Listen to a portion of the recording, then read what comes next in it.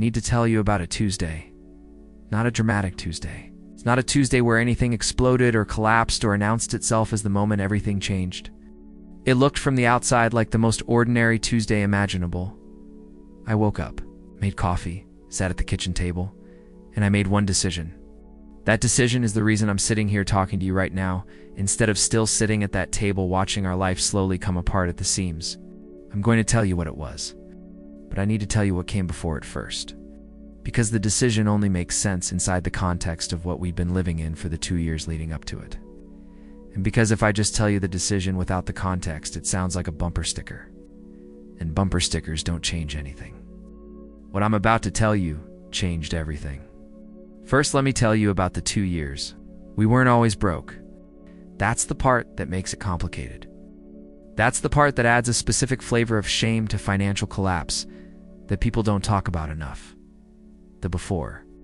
The version of your life that existed before, that you can remember clearly, that you compare everything to and keep coming up short. We had good jobs, both of us. Not extraordinary, not getting rich, but solid. It's a kind of income where you don't think about money constantly because you don't have to. Where you make choices without doing math first. Where the future feels like a place you're heading toward, rather than a wall you're about to hit. And then the way it always happens, the way it happens to more people than will ever admit it publicly, a sequence of things. Not one catastrophic thing, sequence. My partner's company downsized. The severance was 3 months. We thought 3 months was plenty of time. It wasn't. The job search took 7. During those 7 months, we made decisions that felt reasonable in the moment. We kept the apartment, kept the car, kept telling each other it was temporary, and making choices based on a financial reality that no longer existed. By the time the new job came through, we had burned through savings, accumulated credit card debt we'd been calling a bridge, and quietly rearranged our entire psychology around scarcity in ways we wouldn't fully understand until much later. The new job paid less. We told ourselves we'd adjust. We didn't adjust. We maintained the same life on less money and made up the difference with debt and pretense and the specific exhausting optimism of people who are drowning and don't want to admit the water is rising. 2 years of that. 2 years of doing math in your head every time you buy groceries. 2 years of that specific physical anxiety when a card is swiped and there's a half second before it clears. 2 years of conversations that stop just before they reach the real subject, because reaching the real subject means saying things out loud that you're not ready to say. Years of being one unexpected bill away from a conversation you're terrified to have. And then the unexpected bill came. Car repair. Not catastrophic. $1,400. It's the kind of thing that a year earlier would have been an annoyance. But no, it was a wall. I remember sitting in the mechanic's parking lot, looking at my phone for a long time, running the numbers. Looking for something in the numbers I already knew wasn't there. Driving home in a car I wasn't sure how I'd paid for. Sitting at the kitchen table with a cup of coffee that had gone cold while I stared at nothing. And making the decision. Here's what the decision wasn't. Because I think this is as important as what it was. It wasn't a financial decision.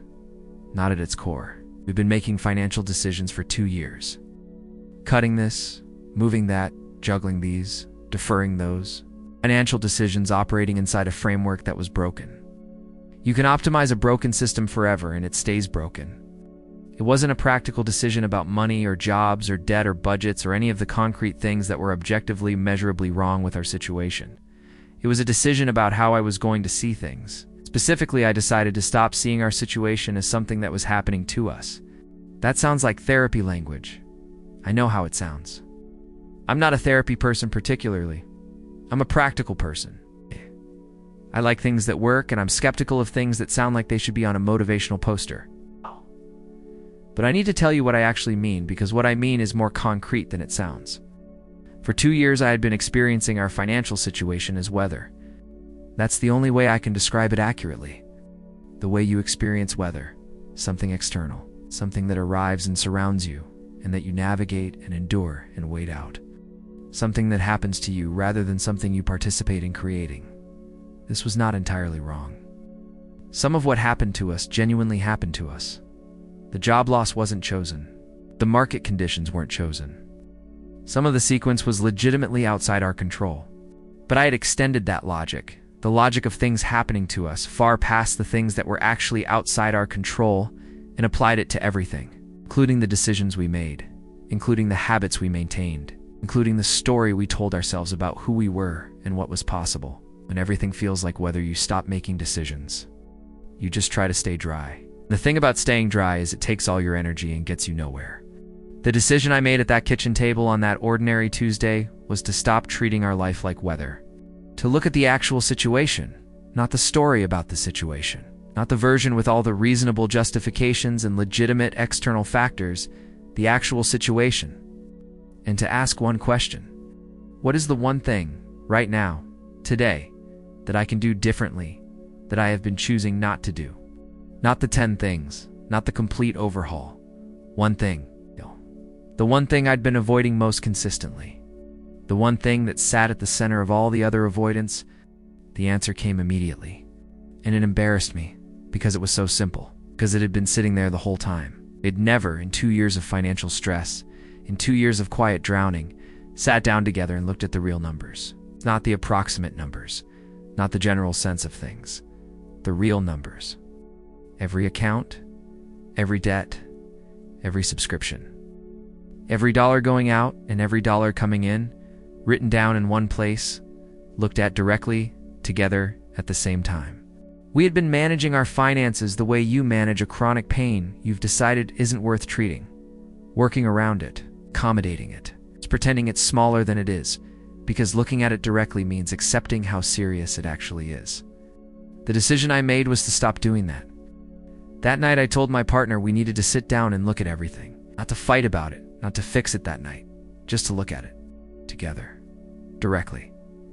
They went quiet for a moment. Then they said, "I know. I've been waiting for you to say that." What happened when we looked? 2 things. Both unexpected. The first thing was that it was worse than either of us had been admitting individually. The total number, all of it together in one place, was larger and more serious than the version we'd each been carrying in our heads separately. Saying it out loud together was hard in a way that's difficult to describe. There's a specific kind of vulnerability in being completely financially naked with another person, even a person you've shared everything with, even a person who is in the exact same situation. We sat with that for a while, without talking, without trying to fix it or explain it or make it smaller than it was. And then the second thing happened. It got less scary. Not small, not okay, not solved, but less scary than it had been when it was living unexamined in the space between us. Because a real thing, a specific thing with actual numbers attached to it, is something your brain can work with. Your brain can look at a real thing and start moving around it. Start finding edges and angles and possible approaches. What your brain cannot work with is a shapeless dread, a vague, terrible weight. An avoided thing that grows in the avoiding because your imagination fills in the parts you won't look at with the worst versions of what might be there. How the real number was serious. The imagined number, the one we'd each been quietly carrying, was insurmountable. There's an enormous difference between serious and insurmountable. That difference was the first gift of looking directly. What came after the looking? I want to be honest about the timeline because I think dishonest timelines are one of the ways financial content fails people. Things did not turn around that week or that month. What turned around that week was the direction. We made the list. Both columns, everything out, everything potentially in. We found the cuts that were actually optional versus the ones that felt optional but weren't. We found the income possibilities we'd been dismissing as not worth the effort, and discovered that several of them, combined, were worth significant effort. We had a conversation about values that we'd never had in the context of money. What did we actually need to be okay? Not comfortable, actually okay. What was the minimum viable version of our life that we could genuinely live with and even appreciate? That conversation was more useful than any budget spreadsheet because it told us where we actually had room to move. We made small moves, consistent moves. It's the kind of moves that feel inadequate when you make them and accumulate into something real over months. We stopped making decisions based on the life we used to have and started making them based on the life we were actually living. That sounds obvious. It is obvious. It took 2 years and a car repair bill and a Tuesday morning to actually do it. 12 months later, the debt is not gone. I want to be straight with you about that. We didn't find a magic door. But the trajectory is completely different.